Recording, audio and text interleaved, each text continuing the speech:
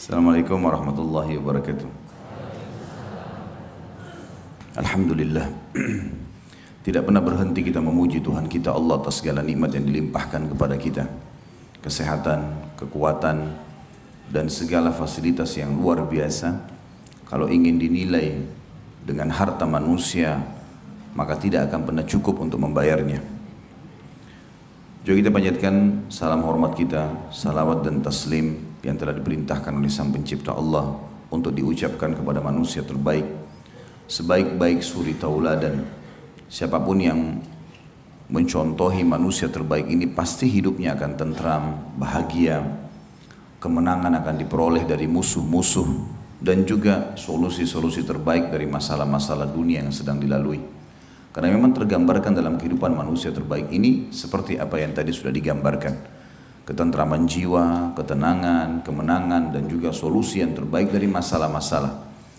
Sang Pencipta Allah memerintahkan kita secara khusus orang-orang beriman untuk mengucapkan salam hormat kepadanya dan akan dibalas 10 kali rahmat atau karunia dari Allah secara langsung. Maka sangat wajar kalau kita selalu mengucapkan salawat dan taslim kepada Nabi besar Muhammad sallallahu alaihi wasallam. Melanjutkan bahasan kita kitab Minhajul Muslim, dan kita melanjutkan adab terhadap sesama makhluk, secara khusus adab suami istri. Dan kita akan masuk pada pagi ini, semoga Allah berkahi, adalah hak-hak istri terhadap suami. Jadi ibu-ibu boleh menuntut ini, tanda kutip, dengan cara yang santun kepada suaminya. Karena ini hak langsung dari Sang Pencipta Allah. Bapak-bapak wajib tahu ini, sehingga mengamalkan bukan karena istrinya, tapi karena perintah dari Sang Pencipta Allah. Saya pernah jelaskan di pertemuan sebelumnya, pentingnya seorang muslim menjadikan semua yang ada di sekitar dia ini adalah penyebab dia mendapatkan rahmat Allah. Seorang suami berbuat baik sama istrinya, bukan karena istrinya, tapi karena Allah, sehingga tidak ada kejenuhan dalam berbuat kebaikan itu.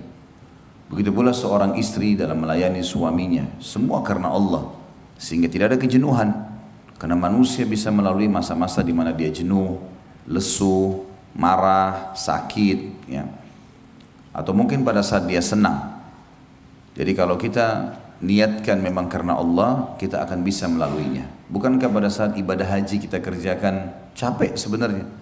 Penerbangan pesawat 9 jam, panas, harus tinggal di kemah, ya, di Mina, di Arafah, di Muzdalifah.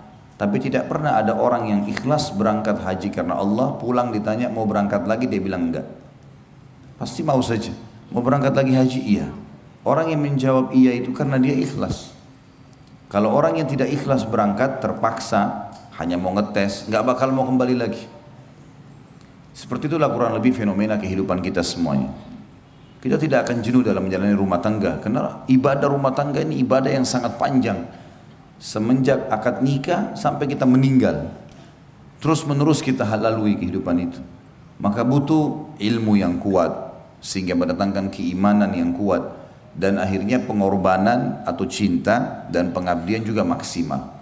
Kalau diniatkan karena Allah, semuanya kita akan tenang. Mau baru menikah sampai punya anak 10 pun tetap sama. Nggak ada bedanya. Orang mukmin tidak akan berubah. Bagaimana dia bermuamalah di hari pertama, di bulan pertama yang dikenal dengan bulan madunya, akan sama sampai dia meninggal dunia. Semua muamalah yang baik, santun, menasehati, meluruskan, berkorban, itu akan terjadi. Karena niatnya dari awal karena Allah. Tapi kalau karena disuruh oleh orang tua, karena kebetulan cuma punya rasa cenderung, ya. Apalagi yang bahaya itu orang kalau cenderung hanya karena fisik. Karena kapan fisik pasangannya berubah, udah mulai keriput, udah mulai ada ubannya, maka bisa berubah semuanya. Atau orang menikah hanya karena duit. Pada saat suaminya kaya, iya. Pada saat sudah bangkrut, ditinggal. Itu banyak terjadi. Atau maslahat-maslahat dunia yang lain. Maka tentu setelah target tercapai, dia akan selesai. Ini akan berbeda dengan orang yang mengikhlaskan niatnya karena Allah. Mau muda, mau tua, mau sehat, mau sakit, ini pasangan saya. Peluang untuk mendapatkan surga darinya, selesai. Gak ada kata-kata jenuh, gak ada bosan. Ummu Salamah radhiyallahu anha, istri Nabi SAW, orang yang sangat tua. Saking tuanya sudah nggak bisa layani Nabi SAW lagi biologis. Hibahkan malamnya buat Aisyah radhiyallahu anhum ajma'in. Jadi Nabi SAW bertahan. Bukan berarti karena sudah tua tidak bisa layani biologis lalu ditinggal. Udahlah nggak apa-apa. Ya, bisa nikah dengan yang lain. Siapa yang tidak suka dengan Nabi SAW? Tapi beliau menggambarkan rumah tangga itu. Bagaimana menjadikan pasangan ini adalah sebab kita mendapatkan derajat tinggi di surga. Hanya dengan senyum, hanya dengan bertutur kata yang santun, hanya dengan melayani, hanya dengan berkorban sedikit dengan uang, selesai. Dan ada ceramah saya di YouTube yang saya berikan judul Jalan Tol Menuju ke Surga. Itu rumah tangga. Makanya syaitan luar biasa ingin mengacaukan rumah tangga itu. Ada saja hal-hal yang dijadikan pemicu untuk kita ribut, untuk kita tidak berinteraksi. Sebab senyum, sentuhan, biologis, bermesraan, pahala semuanya. Maka syaitan harus ngacauin itu. Kadang-kadang subhanallah gara-gara satu tutur kata yang salah dari pasangan kita sudah nggak berhubungan 2 hari, mungkin 1 minggu, mungkin 1 bulan, bahkan mungkin sudah sampai pada perceraian. Kenapa? Kalau kita rentet historinya hanya karena mungkin dia dianggap oleh pasangannya berkata kasar, mungkin anggapan dia. Siapa tahu memang pasangan kita begitu cara berbicaranya. Harus kita mengerti, rangkul dia. Kekurangan pasangan bukan untuk ditinggalkan, tapi untuk dibantu keluar dari permasalahannya. Nasihati, luruskan, rangkul. Dan kesuksesan seseorang dalam kehidupan bersosial, kalau dia sukses dalam rumah tangganya. Sehebat apapun seorang laki-laki di luar sana, namanya, wibawahnya, hartanya, tapi kalau kacau rumah tangganya, selesai urusan. Berarti orang ini gak berhasil.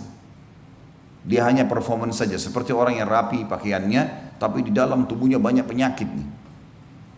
Begitu pula seorang wanita. Mau dikatakan wanita karir, kaya, cantik, terkenal namanya, lihat hubungannya sama suaminya. Kalau dia baik sama suaminya yang sudah tahu luar dalam tubuhnya, maka berarti dia memang betul-betul baik. Tolok ukur selalu di rumah tangga. Dan ini sudah dijadikan oleh para ulama gambaran umum bagaimana menilai seseorang itu baik atau tidak di rumah tangganya. Kata Nabi SAW, khiyarukum li ahlihi. Orang yang terbaik diantara kalian adalah orang yang terbaik dengan pasangan hidupnya. Suami sama istri, istri sama suami. Itu baru manusia terbaik. Karena pasangan kita tahu semuanya. Kita bangun tidur, biasanya orang masih emosional, biasanya orang masih lesu, biasanya orang masih berantakan. Pasangan kita tahu tuh. Mungkin tidak semua orang tahu. Pada saat kita lagi hadapin masalah atau pada saat kita sakit, yang melayani adalah pasangan kita. Pada saat kita lapar, pada saat kita lagi makan, yang senantiasa menemani makan adalah pasangan kita. Dan seterusnya. Makanya Allah Subhanahu wa taala menyebutkan istri dan suami ini libas dalam Al-Qur'an. A'udzubillahi minasyaitonirrajim, antum libasul lahun, hunna libasul lakum wa antum libasul lahun. Mereka para istri itu adalah pakaian kalian dan kalian juga adalah pakaian buat istri kalian. Apa kata ulama tafsir? Pakaian fungsinya untuk apa teman-teman sekalian? Menutup badan. Apalagi? Memperindah, ya, menutup aib-aib kita. Itu pasangan suami istri. Jadi kalau ada suami istri yang saling membongkar aib ini, tidak layak jadi pasangan ini. Dia harus tahu titik luka di badan kita pun yang tahu istri kita, yang tahu suami kita. Orang lain nggak ada yang tahu. Gitu kan? Bahkan terkadang ada orang-orang yang luar biasa kalau memahami poin ini, bukan cuma hal-hal yang kecil hanya sekedar titik di badan. Ada seseorang mungkin yang bersedia untuk khidmah dengan pasangannya. Seorang dosen kami di Madinah, Dr. Salih Suhaimi, semoga Allah jaga beliau. Salah satu staf pengajar di Masjid Nabawi, kebetulan salah satu istri beliau adalah orang kita dan pernah belajar dengan saya, seorang akhwat. Waktu beliau minta dicarikan jodoh, saya sampaikan ternyata ada yang mendaftar dan akhirnya jadi istrinya. Masya Allah sekarang sudah sampai 15 tahunan, sudah punya anak dan sudah warga negara sana kalau saya tidak salah di Madinah. Yang jelas beliau sempat cerita sama saya, karena beliau matanya buta gitu. Ini saya cerita karena kebaikan ya, untuk menjadi ibrah dan pelajaran buat kita. Jadi beliau cerita sama saya dan saya memang terharu dan kagum dengan itu ya. Beliau mengatakan karena matanya buta, saya pernah masuk ke WC, kamar mandi, lagi buang hajat, dia bilang. Karena beliau buta, beliau tidak lihat. Dia bilang, saya merasa seperti ada orang di kamar mandi. Saya tanya, siapa kamu? Ditanya, apa kamu? Ditanya nama istrinya, saya nggak usah sebutin. Lalu kemudian istri mengatakan, iya. Kata Syekh, jangan di sini, di luar saja, saya lagi buang air, baunya nggak enak. Apa kata perempuan itu? Kata Syekhnya, ini gara-gara kata-kata ini saya makin menghormati dia, saya makin mencintai dia. Dia bilang, sudah tradisi suku kami di Indonesia, itu kalau suami buang air besar dibersihin. Dia yang bersihin. Kata Syekhnya, saya berterima kasih luar biasa dengan kalimat itu, tapi biarkan saya bersihkan diri saya sendiri. Setelah dia bersihkan, Syekhnya keluar lalu berbicara mengatakan, saya belum pernah menemukan ada istri, walaupun beliau poligami, yang memiliki niat seperti kamu. Luar biasa kebaikannya. Jadi ada orang sampai pada tingkat khidmah pada pasangan itu udah melampaui rata-rata yang apa yang dibayangkan oleh umumnya orang, atau bahkan tidak dibayangkan. Jadi memang pasangan suami istri itu adalah hal yang luar biasa. Saya sudah pernah jelaskan teman-teman sekalian, kalau orang tua kita meninggal, laki-laki, misalnya kita laki-laki di sini, ibunya meninggal, ya, maka dia tidak boleh mandikan ibunya. Karena melihat aurat kan. Ibunya sudah dewasa, dia juga sudah dewasa, nggak mungkin. Yang boleh mandikan sesama jenis, anak perempuannya. Kalau ayah kita bebas, kita boleh mandikan, laki-laki sama laki-laki. Yang boleh mandikan perempuan. Sekarang balik juga, akhwat kita, ummahat kita di sini tidak bisa memandikan jenazah ayahnya, karena melihat aurat. Perhatikan di sini, suami istri boleh. Sesuai dengan sabda Nabi SAW kepada Aisyah, wahai Aisyah, kalau seandainya kau meninggal duluan, aku akan memandikan dan mengurus jenazahmu. Karena sudah bebas untuk melihat aurat. Kita tahu juga anak-anak kita kalau sudah sinnut tamyiz, umur 10 tahun, nggak boleh lagi kita mandiin. Laki-laki sini nggak boleh mandiin anak perempuannya atau lihat badannya walaupun belum balik. Ibu-ibu juga begitu kepada anak laki-lakinya, 10 tahun sudah nggak boleh. Dan umumnya Allah sudah buat mereka punya rasa malu. Biasanya kalau kita mau lihat, enggak, dia nggak mau tutup pintu segala macam, itu bagus, positif, nggak ada masalah. Tapi yang kita ingin titik beratkan adalah suami istri berlaku pada mereka segala sesuatunya. Yang selama ini badan kita selalu kalau masuk kamar mandi tutup, yang selama ini kita kalau mau keluar selalu tutup dengan kain, mereka bisa mengetahuinya atau pasangan kita bisa mengetahui. Jadi perlu difahami poin ini teman-teman sekalian. Ya. Rumah tangga itu adalah Allah memang menjadikannya sebagai tanda kutip pabrik manusia, dan saatnya di situ kita melampiaskan syahwat kita yang halal dan menikmati semua jenis kalimat, kata-kata, semua tatapan mata, semua ucapan, semua sentuhan bibir, semua sentuhan tangan, segala sesuatu. Maka harusnya kita faham poin ini. Pasangan kita diberikan hak oleh Sang Pencipta Allah dan kita harus penuhi. Kita sekarang bicara tentang haknya istri. Laki-laki di sini harus paham dan berikan itu karena Allah. Ibu-ibu juga bisa menuntut karena Allah tuntutannya, tentu dengan cara yang baik. Yang pertama adalah disebutkan oleh Syekh Abu Bakar rahimahullah, diperlakukan secara patut. Yang dimaksud secara patut adalah sebaik mungkin, semaksimal mungkin. Seorang suami bertutur kata yang baik, memerintah dengan cara baik, mengingatkan dengan cara baik. Boleh tegas, tidak boleh keras. Boleh tegas, saya nggak suka ini, jangan diulangin. Tapi nggak boleh keras. Keras itu mencaci maki, ya, memukul, itu nggak ada dalam Islam sama sekali. Orang mukmin tidak akan melakukan itu. Nggak ada laki-laki mukmin itu main tampar, main tonjok, main tendang, itu semua manusia dari mana ini? Ya? Dari hutan rimba kali masuk, ya. Dari mana ini? Tonjok-tonjokan dengan istri. Bukan istri lawan antum itu. Hah? Itu lakukan di sana di kancah peperangan. Musuh saja kalau sudah menyerang nggak boleh ditonjok, ditawan, apalagi istri. Baik lisannya fokus dengan pasangannya. Seperti di Saudi kita kalau keluar semua perempuan berhijab. Tidak ada sesuatu yang membuat orang akhirnya terfikir, oh ini lebih baik daripada istri saya. Kan gitu. Begitu juga wanita berhijab, maka mereka menjaga diri mereka, enggak sibuk melihat orang-orang. Ya. Walaupun kalau ada interaksi yang tidak bisa kita hindari kayak di pasar, kayak harus. Tapi biasanya yang bahaya tontonan, karena tontonan itu kan kita duduk siap menonton, kan itu. Akhirnya kejiwaan kita siap menerima, pikiran kita siap mencerna. Ini bahaya, bisa mengubah pola hidup, pola fikir, pola makan, berubah semua dengan tontonan ini. Maka bahaya sekali. Makanya ada orang kadang-kadang nuntut pasangannya melampaui batas. Kamu harus bisa menari seperti perempuan itu. Kamu harus bisa, laki-lakinya juga menyanyi seperti laki-laki itu. Ya susah lah. Ya. Apalagi lagu India, mana ngerti dia? Nggak bakal bisa itu. Maksa pasangan kita seperti orang India, gimana cara? Kita ini orang Melayu, orang Indonesia, beda alamnya, gitu kan? Orang Indianya aja belum tentu bisa ikuti artisnya kok. Apalagi kita mau ikut-ikutan ini. Dan memang aneh kalau kita ikut-ikutan seperti itu, karena itu memang alamnya mereka beda. Jadi tidak usah ya. Kita boleh tingkatkan skill. Setiap orang yang kita perlu membaca, menambah informasi bagaimana menjadi suami yang terbaik, bagaimana menjadi istri yang terbaik. Agama sudah perintahkan dandanan yang baik, pakai minyak wangi yang wangi, sisir rambut yang wangi, ya tutur kata yang santun, sudah cukup kok sebenarnya. Dan kata beliau, berdasarkan sabda Rasulullah SAW kepada orang yang bertanya, apa hak istri salah seorang dari kami terhadap suaminya? Yang mana beliau menyebutkan, antut'imaha idha ta'imta wa taksuha idha tasaita wa la tadribil wajha wa la tukabbih wa la tahjur illa fil bait. Hendaklah engkau memberinya makan jika engkau makan. Jadi ini makanan penting sekali. Penting sekali. Sampai subhanallah saya dengar ada beberapa ummahat kita nggak mau makan sampai suaminya pulang ke rumah. Ini satu penghargaan yang luar biasa. Akhirnya suaminya juga jadi tahu dia nggak akan makan di luar. Dia makan sedikit pulang ke rumah tetap makan di rumah. Saya sampai sekarang punya kakak ipar di kota Makassar, masya Allah. Dia menikah dengan kakak saya perempuan. Itu sampai sekarang dia sendiri bilang sama saya kalau di luar tidak makan, pulang ke rumah.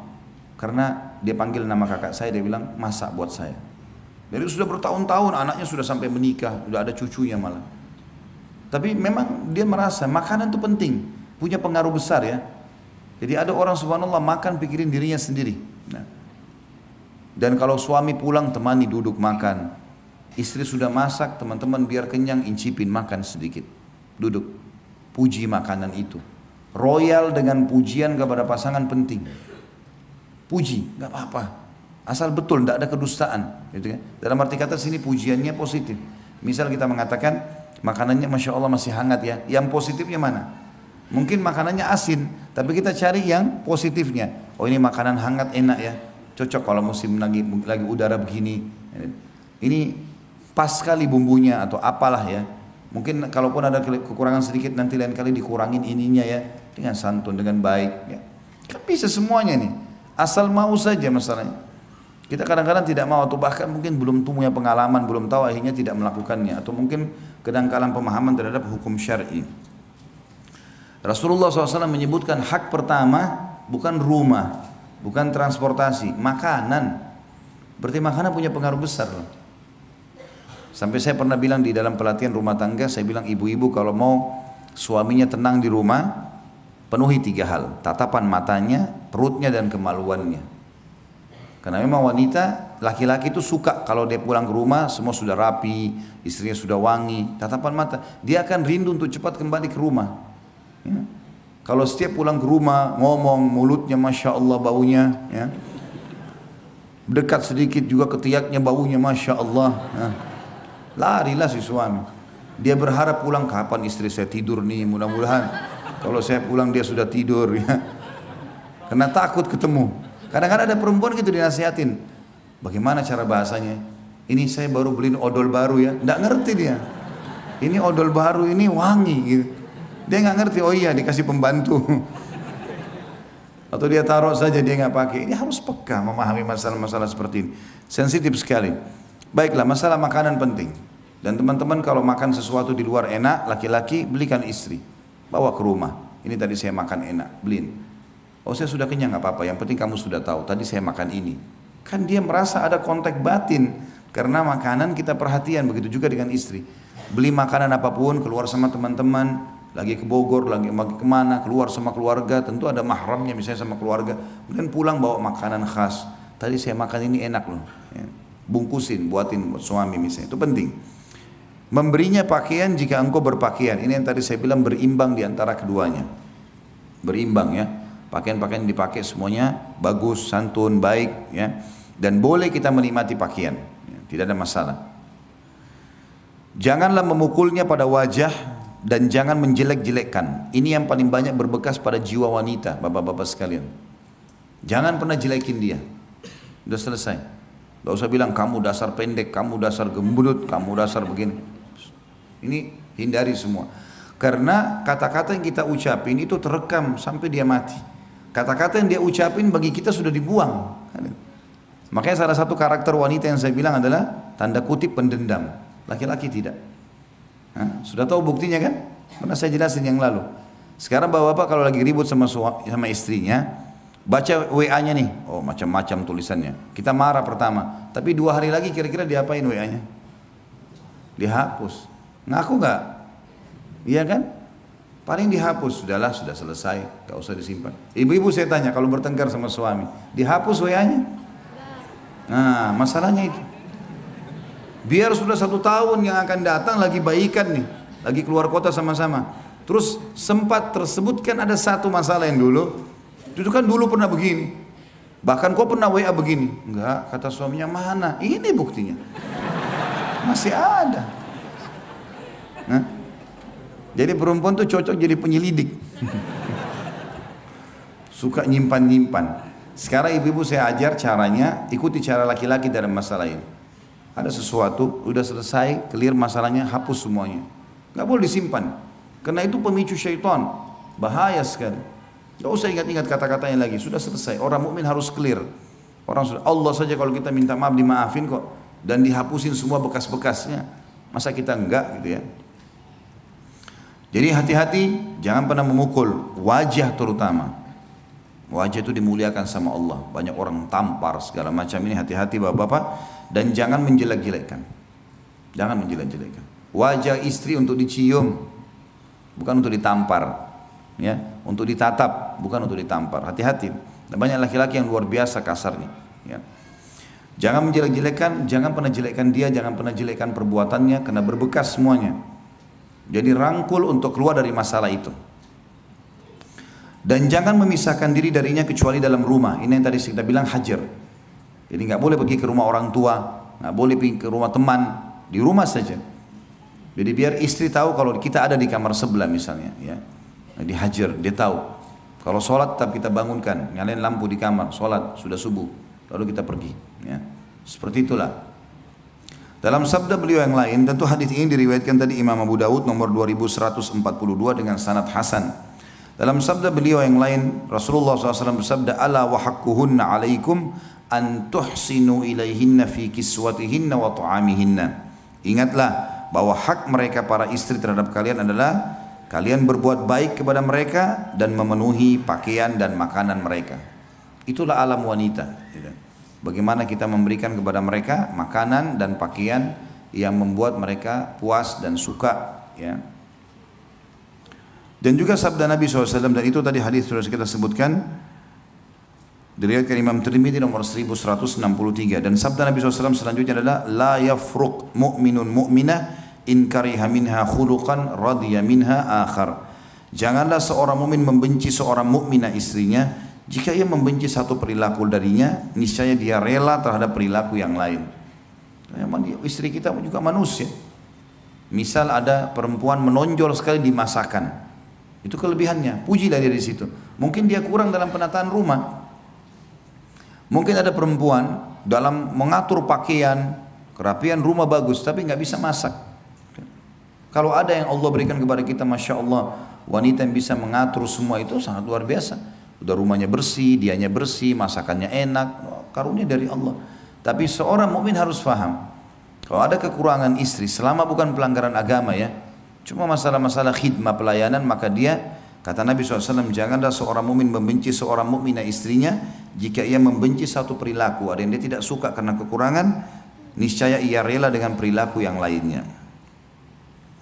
Ini masalah bergaul dengan cara patut. Yang kedua, mengajarinya atau mengajari istri tentang perkara-perkara agama yang penting jika sang istri belum mengetahuinya. Ini penting sekali. Jadi seperti ummahat kita, akhwat kita diizinkan oleh suaminya pergi ta'lim, itu penting. Bapak-bapak jangan larang suami istrinya pergi belajar agama. Jangan larang.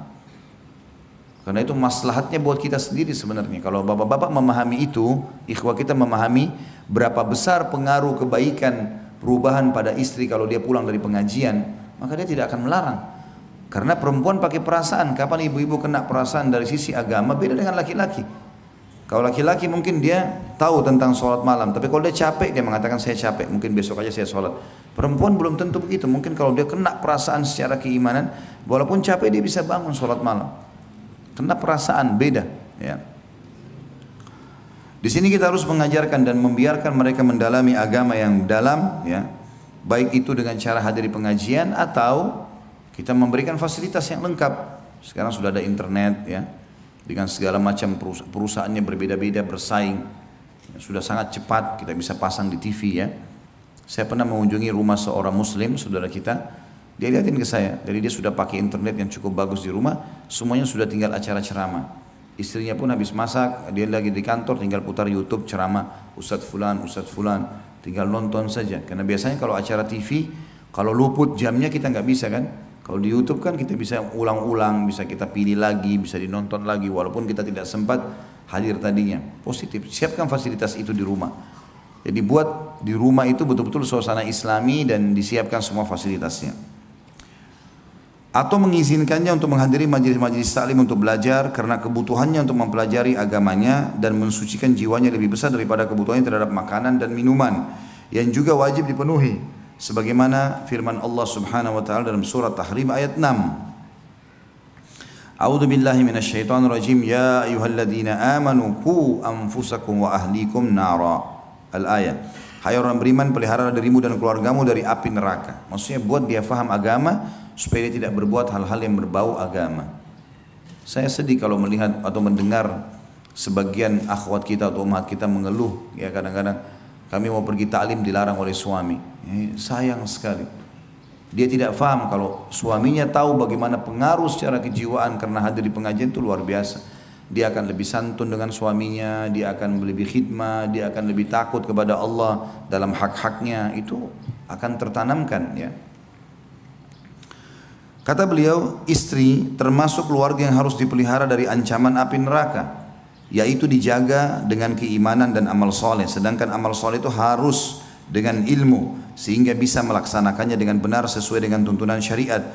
Hal ini berdasarkan sabda Rasulullah SAW dalam sebuah hadis yang diriwayatkan oleh Imam Bukhari Muslim dan Imam Tirmidzi juga meriwayatkan nomor 1163. Jadi tentu hadis ini sahih karena riwayat Bukhari Muslim.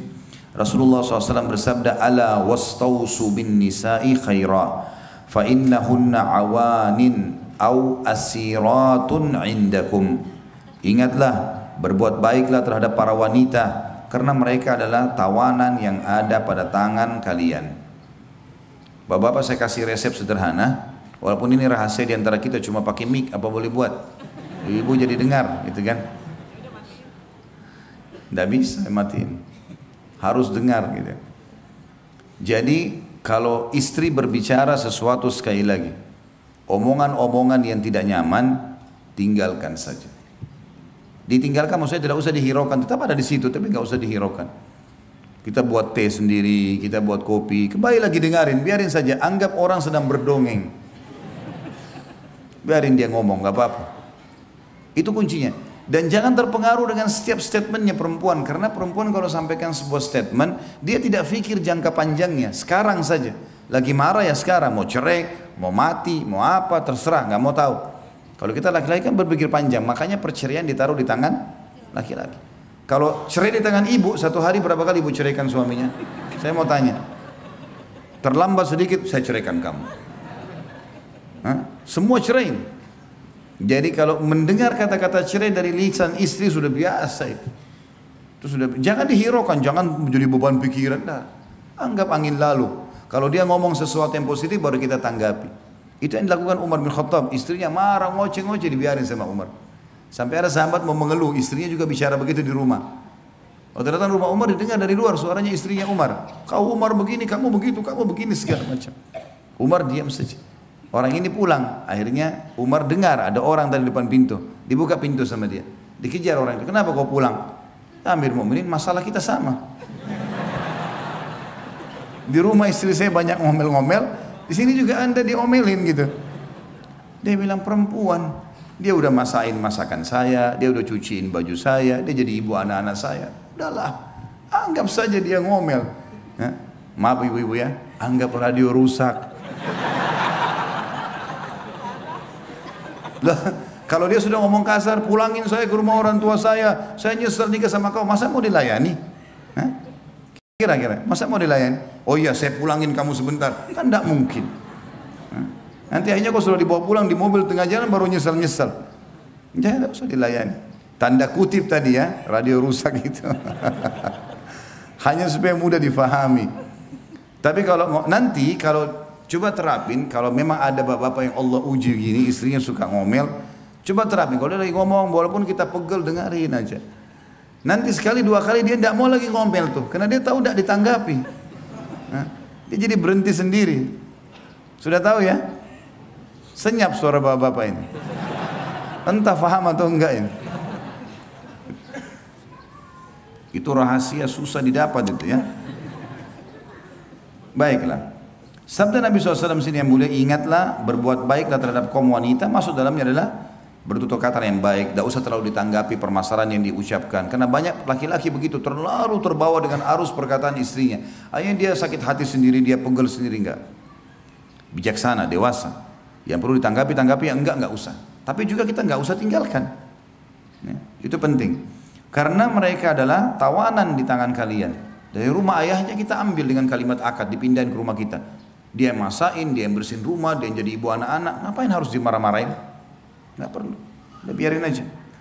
Di antaranya adalah dengan mengajarkan hal yang bisa memperbaiki sikapnya dalam beragama dan mendidiknya dengan didikan yang membuatnya bisa istiqamah yang baik. Yang ketiga, mendidiknya untuk menjalankan ajaran-ajaran dan adab-adab Islam serta menghukumnya bila menyelisihinya, yaitu melarangnya bepergian sendirian atau menampakkan wajahnya. Ini tentu bagian pendapat mengatakan wajibnya cadar dan bertabarruj atau bersolek dan berbaur dengan laki-laki yang bukan mahramnya. Jadi dia suami di sini harus punya rasa cemburu kalau istrinya melakukan perbuatan yang salah. Ya. Jadi ini penting sekali. Perempuan itu suka kalau kita seperti mencemburui dia, ya. Kalau laki-laki terbalik. Ibu-ibu harus tahu laki-laki tidak suka dicemburui, ya. Dia suka kalau ditaati, dipatuhi, iya, dicemburui enggak. Jadi ini fitrah yang ada ya. Allahu alam kalau ada yang keluar dari fitrahnya. Ya, kita nggak tahu nih. Kalau ada laki-laki sini suka kalau suami istrinya cemburu, ini masalah buat dia. Ya, masalah. Karena umumnya tidak suka, ya. Perhatian ekstra juga itu tidak perlu. Kita menjalankan tugas dan kewajiban. Tidak usah terlalu banyak telepon ke suami. Suami juga tidak usah terlalu, jangan juga tidak telepon sama sekali. Imbangi. Ya. Ada hal-hal yang perlu, keperluan mendesak, direspon dengan cepat seperti itulah.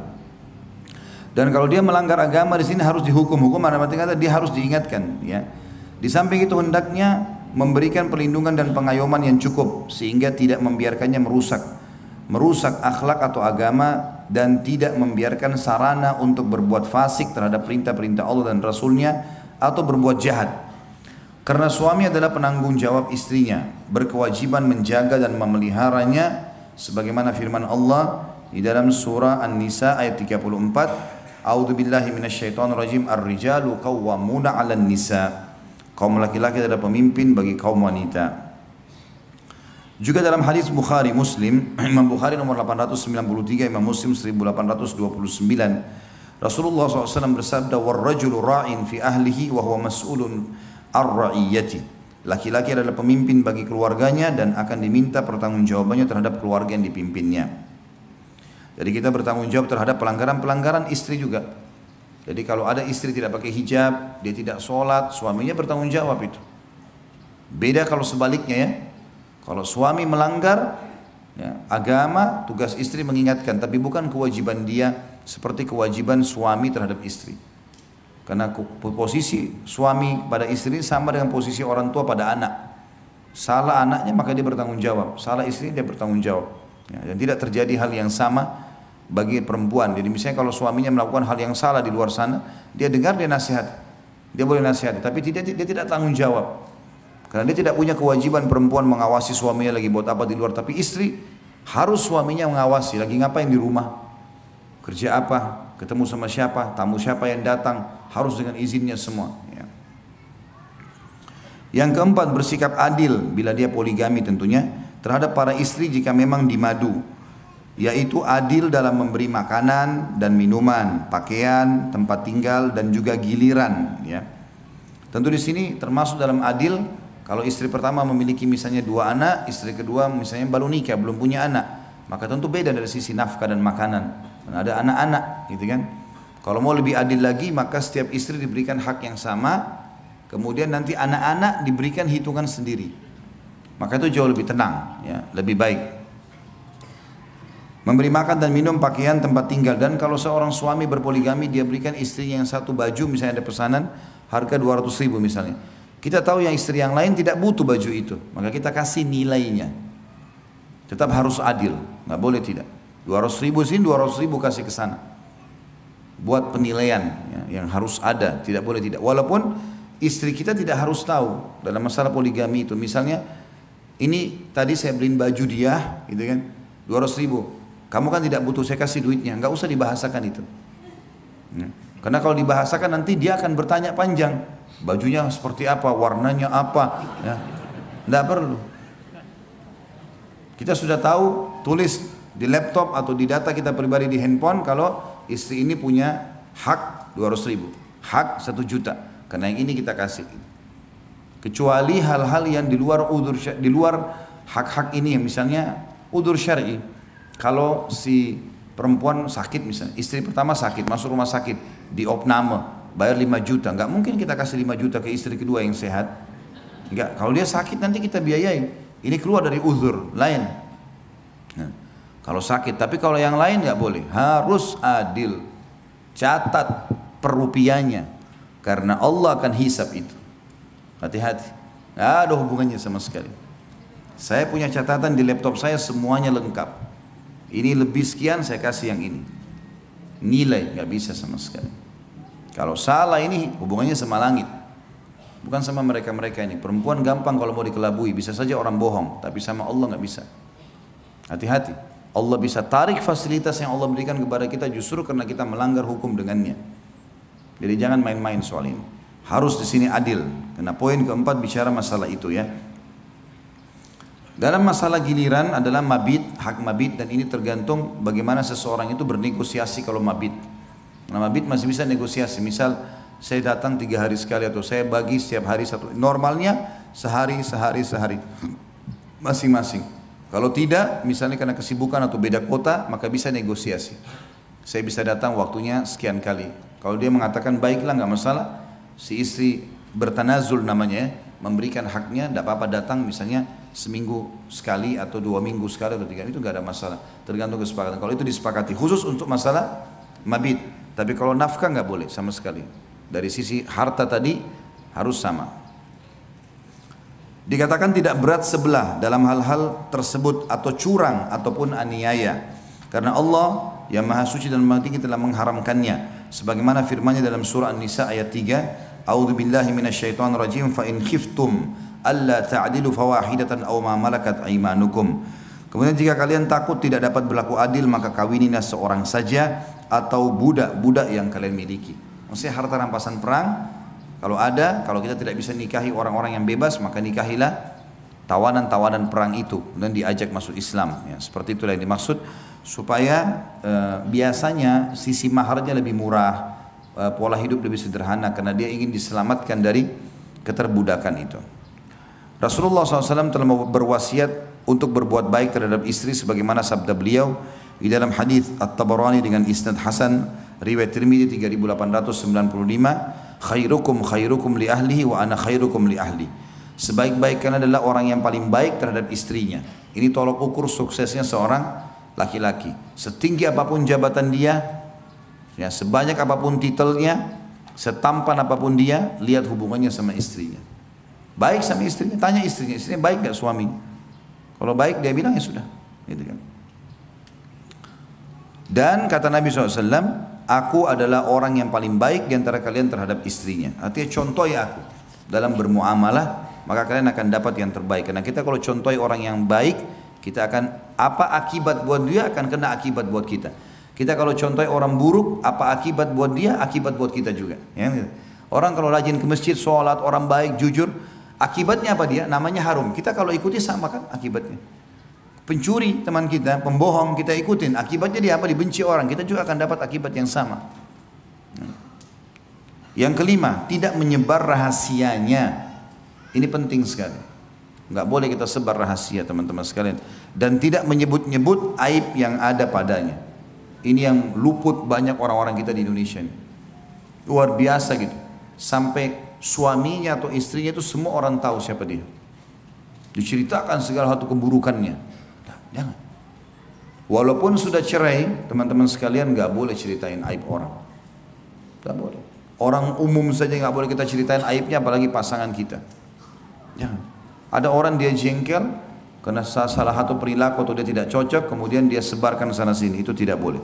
Tidak menyebarkan rahasia dan tidak menyebut-nyebut aib yang ada padanya. Karena suami adalah kepercayaannya dan yang dituntut untuk menjaga dan melindunginya. Hal ini berdasarkan sabda Rasulullah SAW, Inna min asyarrin nasi indallahi manzilatan yawmal qiyamah ar-rajulu yufdi ila imra'atihi wa tufdi ilaihi thumma yanshuru sirraha. Hadis ini hadis sahih riwayat Imam Muslim 1437. Sesungguhnya seburuk-buruk kedudukan manusia di sisi Allah pada hari kiamat adalah laki-laki yang menggauli istrinya dan istrinya pun yang menggauli suaminya, lalu suaminya menyebarkan rahasianya. Riwayat lain, lalu keduanya menyebarkan rahasia pasangannya. Terutama dalam masalah biologis, nggak boleh cerita. Udah selesai. Allah kasih kelebihan pasangan kita, udah selesai. Jangan cerita. Bapak-bapak sini jangan, Allah kasih istri yang Masya Allah memenuhi semua kebutuhan biologis. Apa yang dia harapkan semua terpenuhi, dia puas. Jangan cerita sama teman, sama sekali. Walaupun itu kita menganggap nikmat. Tuh istri saya Allah karunia begini, saya dikasih begini. Kalau di antara 3 orang teman kita laki-laki, istrinya tidak begitu, apa yang muncul di benaknya? Mengganggu istri kita nanti. Bahkan itu banyak terbuka pintu-pintu perselingkuhan karena dia telepon istri kita atau dia WA dan dia menggunakan bahasa-bahasa yang diajarkan oleh syaitan untuk menunggangi kelebihan itu yang kita sudah ceritakan. Istri kita kan heran kok bisa dia tahu ya. Tapi dia bukan mengatakan dari suami, dia punya retorika syaitan yang membuat seakan-akan itu kelebihan yang dia harapkan dari wanita lain atau apalah. Terbuka masalah-masalah baru, nggak boleh. Ibu-ibu juga begitu. Allah kasih suami yang Masya Allah puasin secara biologis, ibu merasa cukup segala macam, maka jangan ceritain ke perempuan lain. Kalau ibu ceritain ke teman-temannya, suami saya itu begini, suami saya begini. Kalau suami mereka tidak begitu, akan terjadi hal yang sama. Dia akan ganggu suaminya ibu, dan dia akan menggunakan tadi sama kalimat-kalimat syaitania, seakan-akan dia berharap laki-laki seperti ini, seperti itu. Padahal itu ada pada diri kita. Akhirnya nanti kita terpengaruh, kan itu. Jadi masalah. Makanya kata Nabi SAW di sini, sesungguhnya seburuk-buruk kedudukan manusia di sisi Allah, Allah benci sekali adalah pada hari kiamat nanti. Laki-laki yang sudah menggauli istrinya dan istrinya pun menggaulinya, juga sama saling memuaskan, lalu suaminya menyebar rahasia itu atau dalam riwayat lain keduanya menyebarkan rahasia itu. Kita sekarang masuk ke hak suami. Ya. Tadi itu adalah hak istri, sekarang berimbang kita bahas hak suami. Ini bapak-bapak bisa tuntut dari istrinya dengan cara santun. Ibu-ibu juga harus tahu supaya menjalankannya. Istri berkewajiban kata beliau terhadap suaminya, yaitu dengan melaksanakan kewajiban-kewajiban dan adab-adab berikut. Yang pertama, menaatinya dalam hal-hal selain kemaksiatan terhadap Allah. Ya. Sebagaimana Allah Maha Suci dan Maha Tinggi telah berfirman dalam surah An-Nisa ayat 34. A'udzu billahi minasyaitonir rajim fa in ata'nakum fala tabghu 'alaihinna sabila. Kemudian jika mereka mentaatimu maka janganlah kamu mencari-cari jalan untuk menyusahkannya. Artinya wanita disuruh taat di sini. Temani saya keluar baik, buatin saya makanan baik. Semuanya karena Allah perintahkan, bukan karena suami. Dan apa susahnya ibu-ibu sekalian? Saya tanya, hanya buat makanan, hanya hibur suami ya dengan kata-kata yang baik. Beban pikirannya diringankan, kemudian mati masuk surga. Apa susahnya? Nggak ada susahnya itu, mudah sekali. Ya, syaitan saja yang kadang-kadang membuat syaitan jin dan manusia. Nah, di antara manusia juga ada syaitan. Ya, mereka berpikir seperti syaitan, cemburu melihat rumah tangga kita misalnya. Kadang-kadang kita nggak tahu, apalagi ibu-ibu itu. Kadang-kadang subhanallah banyak ibu-ibu tidak tahu kalau temannya itu buruk. Berkedok depan dia seperti jadi pahlawan. Kapan ada nasihat dari teman suruh cerai, itu buruk. Nggak boleh didengar ini. Berarti ini bukan teman. Kecuali memang dasarnya suami kita suka mukul, pemabuk, lain. Kalau hanya masalah-masalah kecil, lebih baik kamu cerai. Nanti dapat laki-laki yang lebih baik. Ini sudah teman tidak benar ini. Sudah nggak benar. Karena cerai dalam Islam tidak dibolehkan kecuali darurat sekali. Kalau dia malah nasihatin kita baik-baik, mestinya coba cara ini, coba cara begini, cara-cara yang positif lah. Kita anggap itu adalah pencerahan, itu nggak ada masalah. Tapi sekali lagi memang saya bilang Bapak Ibu sekalian, jangan pernah menggunakan jasa orang ketiga kecuali ahlinya. Itu pun ahlinya harus ulama yang besar, yang punya pengalaman yang luar biasa sehingga memandu kita pada poin yang benar. Kita juga kalau bertanya to the point. Saya punya masalah seperti ini, apa jalan keluarnya, apa sarannya, apa nasihatnya dan seterusnya. Dikatakan di sini juga Rasulullah SAW bersabda dalam hadis yang sahih riwayat Bukhari nomor 3237, Muslim 1436, "Idza da'a ar-rajulu imra'atahu ila firashihi falam ta'tihi fabata ghadbana 'alaiha la'anatha al-malaikatu hatta tusbih." Jika seorang laki-laki mengajak istrinya ke tempat tidur lalu si istri tidak memenuhinya, kemudian laki-laki itu kesal terhadapnya, maka wanita itu dilaknat oleh malaikat sampai pagi. Nah, makanya syaitan menggoda untuk itu ya. Di sini perlu kita garis bawahi banyak manfaat dari hadis ini. Yang pertama kata para ulama adalah biologis laki-laki nggak bisa ditunda. Beda dengan biologis perempuan yang masih bisa ditunda. Ibu-ibu kalau masih pengen berhubungan biologis sama pasangan, tapi suami lagi safar segala macam dia masih bisa sabar. Kalau laki-laki susah sekali, karena berpengaruh kepada emosi jiwanya. Tanpa dia sadari, kita nggak sadar, tapi kadang-kadang terbawa itu. Jadi kalau ibu-ibu dapat suaminya suka marah, masalahnya di biologis. Coba ibu-ibu muhasabah deh. Mungkin seringkali ibu bengkalikan poin itu. Tidak ada laki-laki subhanallah menumpahkan sperma lalu emosi, nggak ada. Hah? Pada saat dia klimaks, dia tumpahkan spermanya, itu ketenangan jiwa dia dapatkan. Makanya ya seperti dia sedang mendapatkan sebuah kebahagiaan yang luar biasa. Umumnya laki-laki kalau setelah klimaks pasti ngantuk dan tidur. Beda dengan ibu-ibu. Ibu-ibu kan menerima sperma. Sperma itu komposisinya kata sebagian ulama ada komponen ada komponen apinya, panas. Jadi kalau ibu-ibu terima sperma biasanya tambah semangat bicara. Nah, jadi kalau ibu lihat suaminya habis klimaks tidur, itu memang normal dia. Jangan ibu bilang, ya sudah tidur. Saya mau tidur nggak bisa. Memang ibu nggak bisa tidur, nggak bakal bisa tidur. Coba alihkan ke yang lain, nyapu, ngepel, masak. Nah itu baru bisa. Karena nggak bisa memang. Jadi yang tadinya buat suaminya bergelora itu pindah ke dia. Bayangin aja. Maka memang begitu, dia akan jadi semangat 45 di sini untuk bekerja, untuk segala macam. Ini yang pelajaran pertama dikatakan para ulama tentang masalah biologis di sini. Kenapa perempuan sampai dilaknat kalau tidak layani biologis suaminya? Apa sebabnya? Karena suami itu akan berinteraksi dengan alam luar. Kalau ini bermasalah dan dia tidak, imannya kurang, dia bisa berzina. Terjadilah kerusakan di muka bumi. Nanti ibu-ibu istrinya baru marah pada saat tahu suaminya selingkuh. Padahal sebenarnya permasalahan di rumah. Nggak ada orang yang kenyang itu masih mau makan. Susah sekali. Kecuali darurat mungkin ada hal yang itu. Tapi kalau umumnya nggak bakalan. Itu kan intinya. Makanya Rasulullah SAW di sini ya menekankan sekali laknat Allah, laknat malaikat datang kepada istri yang diajak tidak mau. Kadang-kadang mungkin karena jual mahal. Beda kalau ibu sakit ya. Ibu sakit ada udzur syar'i beda. Tapi kalau enggak boleh nolak. Ya. Ini pelajaran pertama dari hadis bahwasanya biologis laki-laki beda dengan biologis perempuan. Makanya tidak boleh ditunda laki-laki, perempuan masih bisa. Gitu kan? Bahkan perempuan kalau tidak dipicu, tidak ada pemicu, tidak ada rangsangan, tidak akan berhubungan biologis, biasa saja. Kalau laki-laki enggak, lihat sesuatu pun sudah cukup untuk memicu biologisnya. Makanya dia harus terlampiaskan. Ini pelajaran pertama. Pelajaran yang kedua diambil di sini adalah cara menghadapi kaum laki-laki dan cara menghadapi kaum perempuan. Menghadapi kaum laki-laki di sini, ibu-ibu sekalian, itu dengan biologisnya. Biologis itu penting sekali dan harus sensitif. Jaga bau mulut, jaga bau badan, jaga warna pakaian, ya, penampilan, harus semua dijaga. Tidak bisa tidak. Jangan pernah bapak-bapak pulang rumah, kemudian mau biologi sama istri, tidak mandi, maaf, tidak membersihkan kemaluan, tidak cebok segala macam, tiba-tiba langsung main mau dekatin istri. Mungkin istrinya sudah mandi, bersih dan seterusnya. Ya.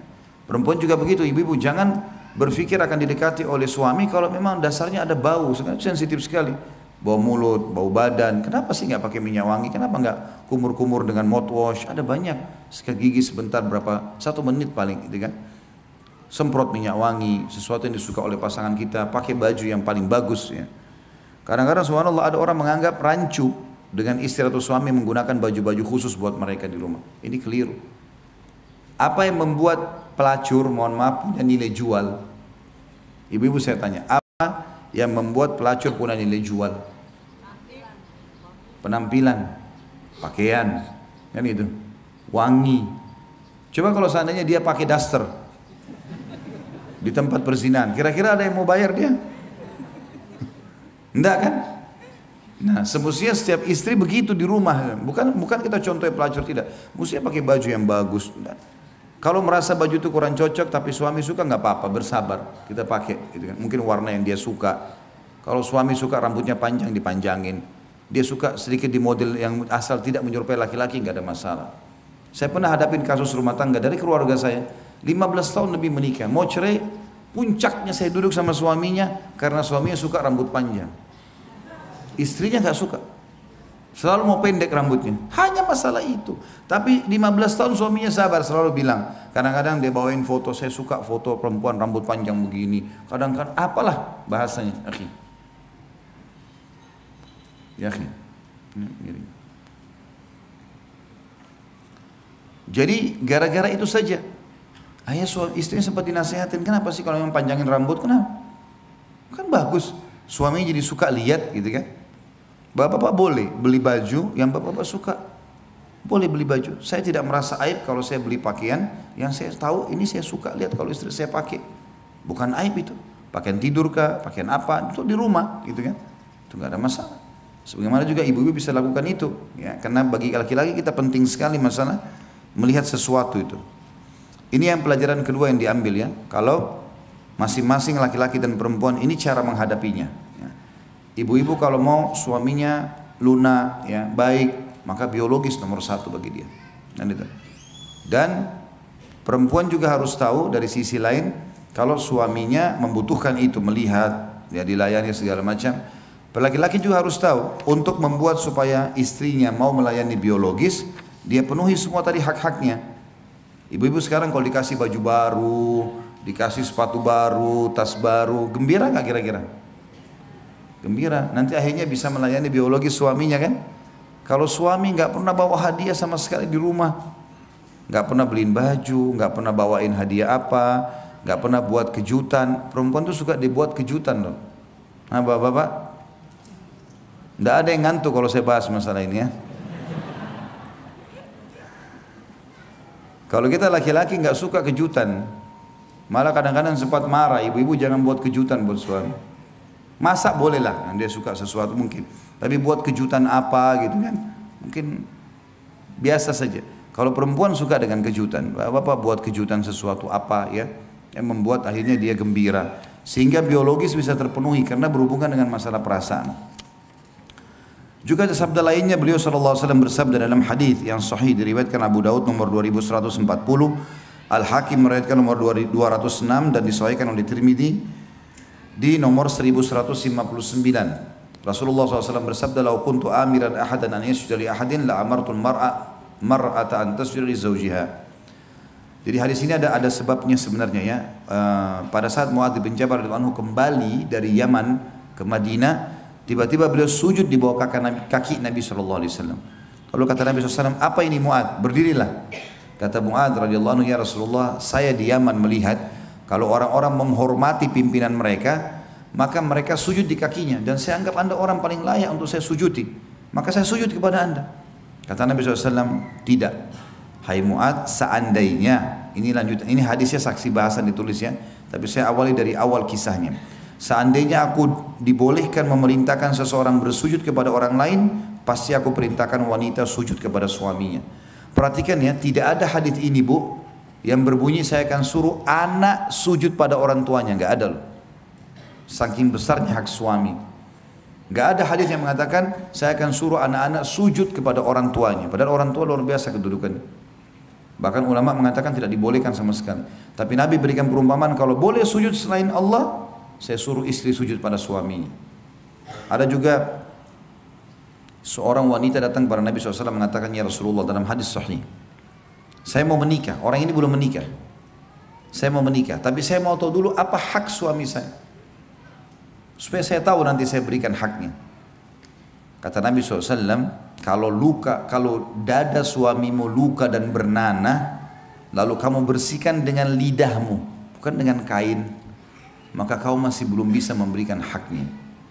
Aisyah mengatakan radhiyallahu anha, hai para wanita, kalau kalian tahu hak-hak suami kalian dari Allah, maka kalian akan mengambil debu kaki mereka diletakkan di pipi kalian. Karena suami orang asing, bukan ayah kita, bukan kakak kita, tiba-tiba semua makanan, pakaian, tempat tinggal harus dipenuhi sama dia. Kadang-kadang bahkan ada, mohon maaf saya bahasakan ibu-ibu sekalian, ada istri yang tidak santun. Udah minta uang bulanan, marah-marah lagi. Hasil keringatnya orang diminta, marah-marah. Gimana itu? Tapi karunia Allah, Allah berikan kedewasaan dalam hati manusia. Laki-laki kadang-kadang walaupun suami istrinya begini, ya sudahlah, dikasih. Kadang-kadang minta maaf ya, telat. Padahal sebenarnya hasil keringatnya. Ya. Kalau mau dipikir siapa orang ini, enak bener. Saya yang banting tulang setengah mati. Kadang-kadang dihukum kalau telat. Ya. Harus nagih utang sana sini, tapi akhirnya dia yang habisin. Kasih makannya, minumnya, pakaiannya. Makanya haknya sangat luar biasa istri itu, suami itu. Harus diberikan di sini.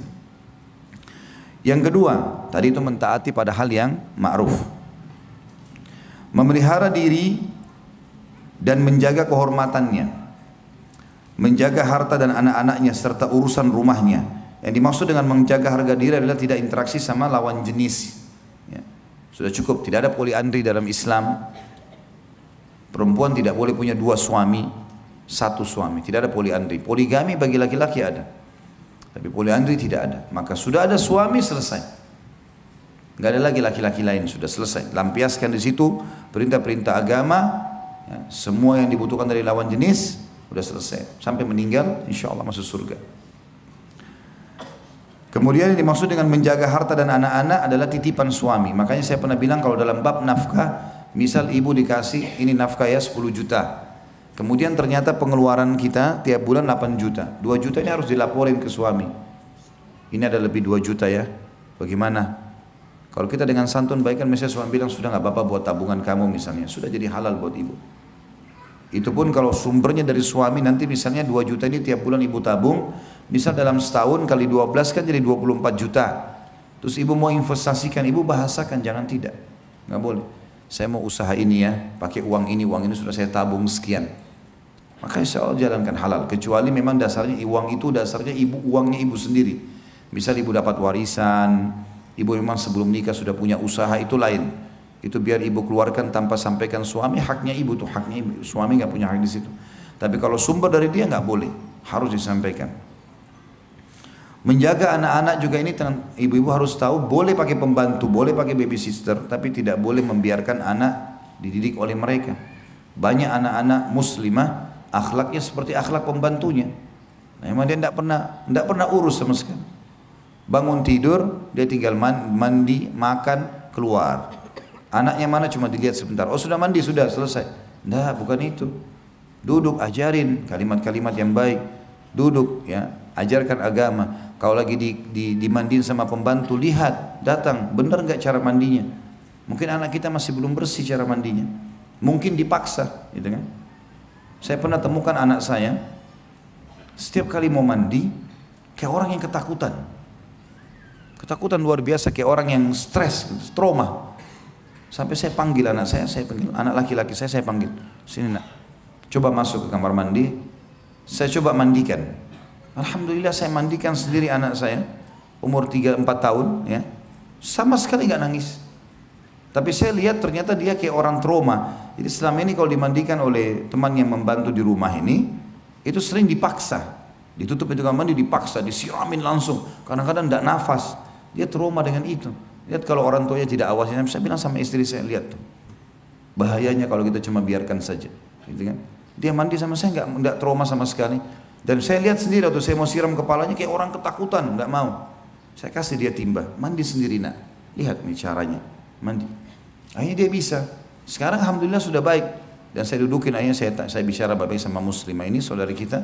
Hati-hati kalau anak-anak ini jangan sampai salah pendidikan. Nah ini kebanyakan perempuan yang lupa ya, atau melepaskan begitu saja anaknya. Dia tidak punya keterlibatan di situ. Ini salah juga ya. Karena anak-anak adalah aset amal jariah. Tapi sekali lagi boleh pakai tenaga yang membantu. Serta seluruh urusan rumah di sini kebersihan, kerapian. Hal ini berdasarkan firman Allah Taala dalam surah An-Nisa ayat 34. A'udzubillahi minasyaitonirrajim. Fas-salihatu qanitatun hafidatun lil ghaibi bima hafidallah. Sebab itu maka wanita yang salihah ialah yang taat kepada Allah lagi memelihara diri ketika suaminya tidak ada, oleh karena Allah telah memelihara mereka. Perselingkuhan ini bahaya sekali. Ya. Apalagi kalau terjadi dari kaum wanita, gitu kan? Rasulullah SAW juga bersabda dalam hadis yang sahih diriwayatkan Bukhari nomor 893, Imam Muslim 1829,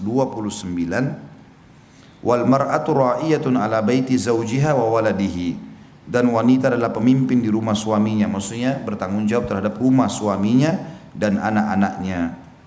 Juga sabda Nabi SAW di dalam hadis yang diriwayatkan Tirmidzi nomor 1163, fahakkuhum alaihinna alla yuti'na furushakum man takrahuna wala ya'dhanna fi buyutikum liman takrahun. Maka hak kalian terhadap para istri kalian adalah agar tidak mengizinkan orang yang tidak kalian sukai meniduri tempat tidur kalian, dan tidak mengizinkan orang yang tidak kalian sukai masuk ke dalam rumah kalian. Tentu semua laki-laki yang berusaha berinteraksi sama istri kita yang bukan mahram, tentu kita tidak senang. Otomatis seperti itu, larangan mutlak.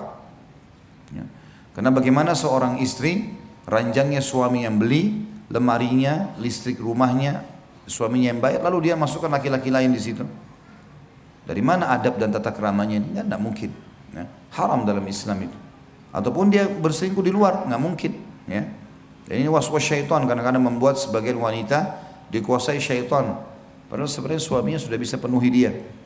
Sama halnya kalau suami punya kekurangan dalam masalah biologis, misalnya ejakulasi dini dalam masalah biologis, kita bisa terapi kok itu, kita bisa bantu suami, kita bisa membantunya, gitu kan, supaya pikiran dia tidak berfokus ke situ, dan itu bisa saja kita lakukan. Ya. Itu ada untuk tata cara sendiri dan bisa konsultasi sama teman-teman medis dalam masalah ini. Yang ketiga, tetap tinggal di rumah suaminya sehingga tidak keluar ke rumah kecuali dengan izin dan kerelaannya, yang disertai dengan menundukkan pandangan, merendahkan suara, menahan diri dari berbuat buruk, memelihara lisan dari perkataan kotor dan jorok, serta senantiasa memperlakukan kerabat suami dengan baik sebagaimana sikap suami terhadap mereka. Karena tidaklah seorang istri dianggap telah berbuat baik terhadap suaminya jika ia berbuat buruk terhadap orang tua dan kerabat suaminya. Allah berfirman di dalam surah Al-Ahzab ayat 33, A'udzu billahi minasyaitonir rajim, wa qarna fi buyutikunna wa la tabarrujna tabarrujal jahiliyatil ula. Al-ayah. Dan hendaklah kamu para wanita tetap di rumah kalian atau di rumahmu, dan janganlah kamu berhias dan bertingkah laku seperti orang jahiliyah dahulu. Orang jahiliyah itu di Mekah, kalau mereka di rumah mereka bajunya berantakan. Kalau mereka keluar rumah dandanannya luar biasa. Ini dianggap dengan tradisi jahiliyah. Kalau kita balik sekarang, di rumah justru silakan menor, silakan indah, silakan cantik, silakan rapi. Di luar malah harusnya biasa-biasa, jangan jadi fitnah buat orang. Ini perintah Allah dalam surah Al-Ahzab. Dalam surah Al-Ahzab juga ayat 32 Allah berfirman, A'udzu billahi minasyaitonir rajim, fala takhda'na bil qawli fayatma alladhi fi qalbihi marad. Al-ayah. Dan jangan juga kamu tunduk dalam berbicara sehingga berkeinginanlah. Sebenarnya bukan tunduk ini, takhda'na bil qaul artinya perkataan yang suaranya sengaja dimanja-manjakan. Ya. Ini yang dilarang dalam Al-Quran. Jadi kalau bicara ada penting, misalnya lagi belanja di pasar atau segala macam, saya mau beli ini pak, saya mau beli ini, to the point. Gitu. Ya. Gak usah muter-muter, ayamnya ini beli di mana pak, ya. Ini kapan disembeli, gitu kan? Berapa ekor bapak jual sehari, untuk apa? Ya. Untuk apa banyak bertanya ini? Apalagi kalau menggunakan kata-kata yang tidak benar, ya, kata-kata yang bisa mengundang syahwat. Maka janganlah kamu tunduk dalam berbicara sehingga keinginan orang yang ada penyakit dalam hatinya mengganggu kalian. Jadi nggak boleh sampai bermanja-manja akhirnya laki-laki ingin mengganggunya. Kemudian dalam surah An-Nisa 148 juga berbunyi, A'udzu billahi minasyaitonir rajim, la yuhibbullahu al-jahra bis-su'i minal qawli illa man zulim. Al-ayah. Allah tidak menyukai ucapan buruk yang diucapkan dengan terus terang kecuali oleh orang yang dianiaya. Juga dalam surah An-Nur ayat 31 Allah berfirman, A'udzu billahi minasyaitonir rajim, wa qul lil mu'minati yaghdudna min absarihinna wa yahfadna furujahunna wa la yubdina zinatahunna illa ma dhahara minha. Katakanlah kepada wanita yang beriman, hendaklah mereka menahan pandangan mereka dan memelihara kemaluan mereka, dan janganlah mereka menampakkan perhiasan mereka kecuali yang biasa nampak darinya. Artinya dia pakai hijab, selesai. Kecuali di rumah ya, sekali lagi ibu-ibu harus di rumah dandan rapi, tapi juga yang suami suka. Kalau suami ibu bilang, saya lebih suka alami, nggak usah pakai kosmetik, ya sudah nggak apa-apa, jangan dipakai di depan dia, ya, terserah dia, gitu kan. Kalau dia suka yang begini nggak masalah, yang penting yang membuat dia nyaman itu sudah cukup. Karena memang dandanan ibu cuma boleh buat dia, yang lain tidak boleh, gitu kan. Kemudian Nabi SAW bersabda, khairun nisa'i allati idza nadarta ilaiha sarratka wa idza amartaha ata'atka wa idza ghibta anha hafidhatka fi nafsiha wa malik. Hadis ini hadis sahih riwayat Tabarani. Sebaik-baik wanita atau istri adalah yang apabila engkau memandangnya maka ia membuatmu merasa senang. Tatapan matanya syahdu, lisannya santun, ya, rambutnya rapi, badannya wangi, itu semua yang dimaksud di sini. Sebaik-baik istri dalam riwayatnya dikatakan wanita ahli surga. Yang kalau kau memandang kepadanya maka membuatmu merasa senang. Jadi ibu-ibu kalau dilihat sering ngomong dan suaminya tidak lihat ke dia maka muhasabah. Ya. Mungkin memang dia pakai baju-baju warna yang suaminya tidak suka gitu. Ya. Saya tahu pernah ada keluhan yang sampai kepada saya dari beberapa ikhwah, dia nggak suka dengan warna itu tapi istrinya suka pakai. Memang dia tidak suka, secara alami dia nggak suka memandang itu, tapi suka dipakai terus gitu. Maka jangan, hindari. Pakai sesuatu yang memang dia suka gitu ya. Apabila kau menyuruhnya maka ia akan mematuhimu, tentu pada hal-hal yang ma'ruf. Temani saya ya, buatin saya makan, iya semuanya ya. Dan apabila engkau tidak berada di sampingnya lagi safar, maka ia memelihara hakmu pada dirinya dan hartanya, dia tidak selingkuh. Juga sabda Nabi SAW dalam hadis yang lain, hadis riwayat Muslim nomor 442 dan Imam Ahmad 4641. Kalau perempuan itu boleh keluar, tapi keluarnya tidak boleh dandan-dandan, tidak boleh jadi fitnah bagi orang lain. Sebagaimana sabda Nabi SAW, la tamnau ima Allahi masajid Allah. Janganlah kalian wahai para suami melarang hamba-hamba Allah yang perempuan untuk mendatangi masjid-masjid Allah. Artinya mereka boleh keluar, tapi pada hal-hal yang ma'ruf ya, seperti ke majlis taklim begini, atau ke masjid lagi mau sholat tarawih misalnya di Ramadan nanti, atau apalah ya, yang kira-kira positif dia mesti silaturahim keluarganya, jangan dilarang, tidak ada masalah. Tapi kita memberikan kaidah-kaidah syar'i ya. Jadi tidak boleh keluar dengan fitnah yang luar biasa ya. Ada perempuan kalau keluar luar biasa, semua mata memandang ke dia, sehingga hanya mengganggu permasalahan kehidupan tatanan sosial pun terganggu dengan dia ya. Apalagi kalau dia memang dasarnya supel sekali, ini bahaya. Ada perempuan juga terlalu supel, semuanya orang diajak ngomong, tidak ada masalah gitu kan. Jadi kita perlu tegur, jadi gini, ibu-ibu harus tahu ya, perempuan itu makin jarang bicara dan makin menata ya, perlu dia sampaikan, maka makin dihormati oleh laki-laki itu. Tapi kalau perempuan itu semuanya gampangan, gitu kan, maka oleh laki-laki dianggap remeh.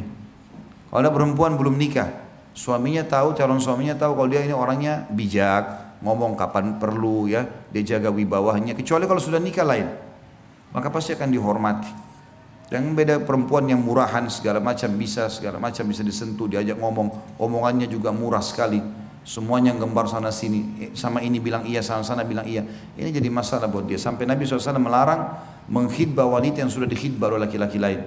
Khidbah itu baru diminta, baru saya mau menikah sama anda, datang ke walinya, saya mau nikah sama anak anda, baik kami minta waktu, itu khidbah namanya. Selama belum dikasih jawaban iya atau enggak, maka berarti masa khidbah, enggak boleh ada laki-laki lain. Sampai begitu Islam menata. Karena perempuan tidak boleh sembarangan mengombar-gombir janji dia, bicara dia, memang harus jaga itu. Juga dalam hadis Nabi SAW yang lain tentang bolehnya wanita keluar tapi dengan izin suaminya adalah hadis diriwayatkan Bukhari nomor 5338 dan Imam Muslim nomor 442. Wa idza sta'dzanatil mar'atu ahadikum ilal masjidi fala yamna'ha. Jika istri salah seorang kalian meminta izin untuk ke masjid, maka janganlah ia melarangnya. Juga dalam hadis yang lain dan penutupan bahasan kita, riwayat Imam Muslim nomor 442, Ahmad 5082, Abu Daud 568 dan Tirmidzi 570, Rasulullah SAW bersabda, "Idzanu lin-nisa'i bil-laili ilal masajid." Izinkanlah para wanita pergi ke masjid walaupun itu di malam hari. Jadi dibolehkan, kalau selama ke masjid berarti baik. Sebagian ulama hadis mengatakan dimaksud dengan masjid adalah masjid secara umum. Memang dia mau datang untuk aktivitas masjid ya, pengajian, sholat, tidak ada masalah. Tapi kalau dia datang, masuk dalamnya juga kalau dia pergi kepada hal yang positif, kayak silaturahim keluarga, ngumpul-ngumpul sama para wanita salihah di waktu tertentu, tentu tidak setiap saat, makanya juga masuk di dalamnya dianjurkan untuk dilakukan. Ya, Allahu a'lam. Sampai sini bahasan kita, silakan kalau ada yang mau bertanya dan tentu sesuai dengan tema. Masya Allah. La haula wa la quwwata illa billah. Saking banyaknya masalah dan orang yang bermasalah konsultasi sama dokter kejiwaan. Baiklah, jangan tersinggung ya, saya cuma bercanda tadi. 2 bulan kenal suami saya,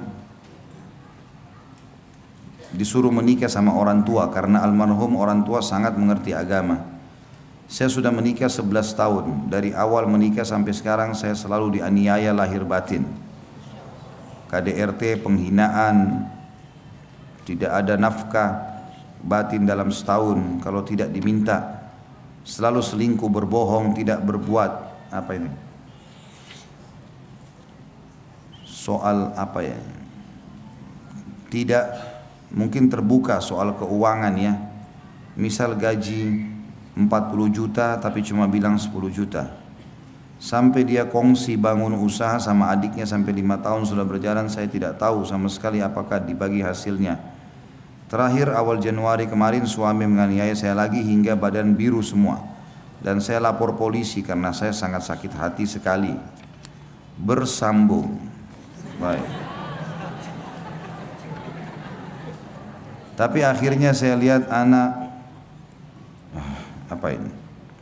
Akhirnya saya lihat anak lagi dan cabut lagi LP yang udah 3 kali ini karena kasihan sama anak. Tapi dia juga nggak berubah. Terakhir apa ini? Dia mengatakan dengan lisan yang tegas, gue ceraikan lu sekarang juga. Saya bilang ya apa-apa kalau memang cerai, asal urusin cerainya sampai selesai dan beri hak-hak saya atau aku dan anak-anak sesuai dengan hukum agama. Tapi sampai sekarang dia tidak mengurus surat cerainya dan saya masih di rumah. Juga apa ini? Panjang sekali Masya Allah. Walaupun dia sering mengusir saya keluar dari rumah, setiap dia marah hanya karena masalah sepele. Apa yang saya harus lakukan Ustaz? Sama sekali apa ini? Merasa tidak pernah mendapatkan kasih sayang suami. Pertama sekali tentu kalau posisi saya sedang ditanya, saya akan jawab sesuai dengan pertanyaan. Ibu kalau ada di sini yang direkayasa berdosa, jangan tunggangi fatwa. Itu dulu yang pertama. Yang kedua, setiap orang yang sedang ditanya hukum agama dan dia tahu, maka Rasulullah SAW sudah pesankan, kalau datang kepadamu seseorang yang matanya satu kecabut, jangan kamu terima sampai kamu sudah lihat rivalnya, lawannya. Mungkin dua-dua matanya sudah tercabut. Ya. Jadi saya tidak tahu suaminya ibu ini, saya tidak tahu tentunya ibu yang berkeluh kesah. Kalau betul semua apa yang dibahasakan ini, maka tentu suami berdosa besar. Tidak memenuhi biologis, sering berdusta dan segala macam hal yang dibahasakan tadi ini luar biasa. Dan bertahannya ibu dalam rumah tangga adalah ibadah. Ibu sekarang sedang panen pahala dalam masalah ini. Tapi perlu diberikan masukan-masukan, ya, perlu didoakan. Ya. Dan kalau memang betul kondisi seperti ini dan sudah berjalan bertahun-tahun tidak mau berubah, maka saran saya puncaknya, syaratnya ya, memang sudah berusaha, sudah ikhtiar, sudah nasihatin, sudah doakan, masih saja istikharahkan kepada Allah. Salat 2 rakaat minta petunjuk sama Allah. Saran saya baca buku doa yang ada doa istikharahnya. Setelah salam, kalau tidak hafal boleh pegang bukunya, baca. Di antaranya kan, ya Allah, kalau seandainya perkara rumah tangga ini baik buat diriku, agamaku, ya kehidupan akhiratku dan kehidupan duniaku dan kehidupan akhiratku, maka berkahilah, mudahkanlah, gitu kan, dan catatkan sebagai takdirku.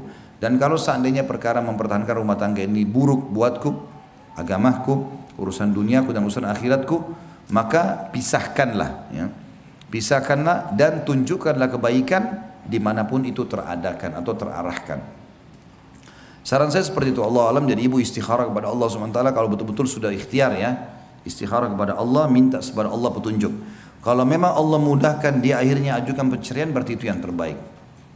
Kalau misalnya dia tidak ajukan perceraian, ibu juga di rumah masih tetap ada nafkah, ya, masih ada rumah, anak-anak masih bisa diselamatkan dari sisi agama, mungkin memang Allah malah ingin tinggikan derajat ibu dengan cobaan ini, ya. Tapi kesimpulan dari semua yang pernah ditanyakan ini teman-teman sekalian, memang wasiat agama penting, luar biasa itu. Agama menyuruh kita menikah dengan orang yang beragama. Beragama ini penting. Laki-laki diwasiatkan begitu, perempuan diwasiatkan begitu. Sudah sering saya bilang, hadis Nabi SAW, tungkahul mar'atu li arba'ah. Wanita umumnya dinikahi laki-laki karena 4 hal. Limaliha karena kekayaannya, lihasabiha karena keturunannya, lijamaliha karena kecantikannya, walidiniha dan karena agamanya, fadfar bidzatid din taribat yadak. Pilih wanita yang beragama, hidupmu akan tentram. Itu bagi laki-laki. Bagi perempuan juga begitu. Rasulullah SAW bersabda, idza ja'akum man tardawna dinahu wa khuluquhu fazawwijuh illam taf'alu takun fitnatun fil ardi wa fasadun kabir. Takun fitnatun fil ardi wa fasadun kabir. Kalau hai wanita dan hai wali wanita, ayahnya, kalau telah datang kepada kalian laki-laki yang kalian ridhoi agamanya, beragama, sholat 5 waktu, faham agama, ya, dan akhlaknya, karena akhlaknya akan terbentuk perilakunya, santun tutur katanya, maka terima lamarannya, kalau tidak akan terjadi kerusakan di muka bumi, fitnah dan kerusakan. Kata ulama, terjadinya perceraian dan kekerasan di rumah tangga. Cuma qadarullah masya'afal, ini sudah terjadi. Bagi yang belum terjadi, belum menikah, maka pilih baik-baik. Sampai kata Nabi SAW, wala amatun sauda'un kharma dhatud din khair. Wanita yang beragama walaupun budak berkulit hitam, kharma, enggak ada pemisah hidungnya, lubang hidungnya satu, tetap beragama, itu lebih baik. Jadi saran saya tadi, Allah alam begitu, nasihatin, uruskan, kalau enggak istikharahkan, ikuti hasilnya setelah itu. 2 tahun yang lalu saya mengucapkan kata cerai dan langsung disetujui oleh suami. Setelah itu saya langsung pergi, dan memang sejak anak saya lahir sampai 5 tahun kami tidak serumah. Dan sekarang anak kami 7 tahun. Kami dipisahkan keluarga karena sering bertengkar. Anak dan suami di rumah mertua, dan saya tinggal sendiri, namun masih diberi nafkah lahir dan batin. Namun setelah lebih dari 3 bulan, di saat sedang berhubungan biologis, dia tidak berkata ingin rujuk, namun hanya karena kangen, karena takut pada keluarga yang tidak boleh kami bersama kembali. Apakah status kami sekarang, Pak Ustadz? Apakah masih sah pernikahan kami atau tidak? Saya mohon solusi yang terbaik menurut agama dari Pak Ustadz. Yang paling pertama begini, semua pertengkaran di rumah tangga hindari. Tidak usah ribut-ributan, bertengkar nggak usah. Saya sudah bilang tadi solusinya, coba besarkan jiwa kita, yang benar maafkan, yang salah minta maaf, begitu saja. Clearkan, dan kita harus berbesar jiwa supaya pertengkaran tidak terjadi. Itu dulu yang pertama. Yang kedua, kalau yang dimaksud sini berhubungan biologis, masih kangen segala macam, itu kan bukti kalau memang sebenarnya masih butuh, gitu kan. Kalau berhubungan biologisnya itu di masa iddah 3 bulan pertama pengucapan kalimat cerai, maka boleh rujuk dengan cara seperti ini. berhubungan biologis, walaupun tidak bilang kita rujuk ya, enggak. Makanya pada saat masa iddah 3 bulan dari masa pengucapan kalimat cerai, seorang wanita dianjurkan tidak tinggalkan rumah suaminya. Bahkan dia dandan, dia berbuat kebaikan-kebaikan supaya suaminya tertarik untuk rujuk sama dia. Di masa iddah, setelah masa iddah dia boleh keluar dari rumah suaminya. Kecuali kalau suaminya buruk, pemabuk segala macam, ini lain. Ya, atau bahkan bisa membahayakan jiwa dia, bisa membunuh, bisa memukul segala macam, itu lain. Itu dulu. Jadi kalau dia rujuk atau berhubungan biologis ini, rujuk itu tidak harus kalimat ya. Boleh berhubungan biologis, boleh saling minta maaf. Tapi kalau sudah lewat masa iddah 3 kali masa haid, tidak boleh lagi seperti ini. Harus menikah ulang seperti awal. Seperti awal menikah. Dan kalau terjadi biologis ini tidak sah, dianggap perzinahan. Karena sudah lewat dari masa iddah, gitu kan. Ya, saya tidak tahu ibu ini sudah berapa lama berpisah tidak serumah, atau maaf, sejak kapan pengucapan kalimat cerai. Kalau tidak ada pengucapan kalimat cerai, berarti walaupun tidak serumah, status suami istri masih berjalan. Tapi kalau ada pengucapan kalimat cerai dari suami, maka otomatis seperti tadi hukumnya. Tapi kalau di sini ibu lihat anaknya, ya, sudah 2 tahun ya sini kayaknya, dari 5 tahun anaknya sampai umur 7 tahun anaknya. Kami dipisahkan keluarga karena sering bertengkar. Berarti memang belum ada kalimat cerai dari suami. Berarti ibu masih status istri. Suami datang temuin ibu, biologis segala macam masih halal, nggak ada masalah. Yang terakhir Bapak Ibu sekalian, saya sudah bilang jangan libatkan orang ketiga dalam rumah tangga, termasuk keluarga itu. Ini sudah rumit memang kalau keluarga sudah ikut campur. Kita sering cerita sama orang tua, cerita sama kakak, akhirnya mereka terbawa emosi. Dan seperti ini, sebenarnya masih saling sayang, akhirnya nggak bisa kumpul, sembunyi-sembunyi.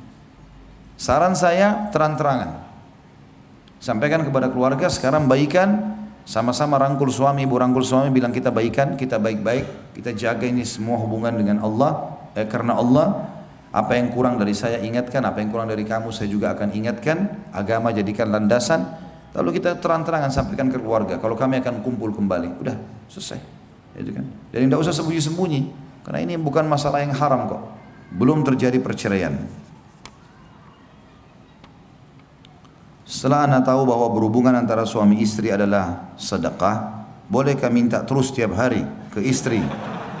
Istri kadang risih karena tiap hari apa ini? Tiap hari mandi.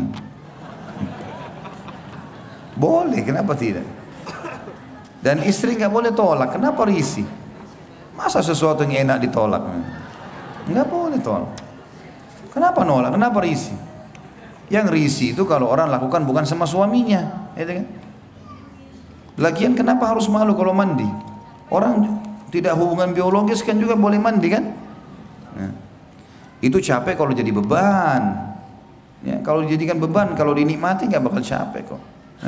Apalagi kalau tahu ini adalah ibadah kan gitu. Jadi nggak ada masalah.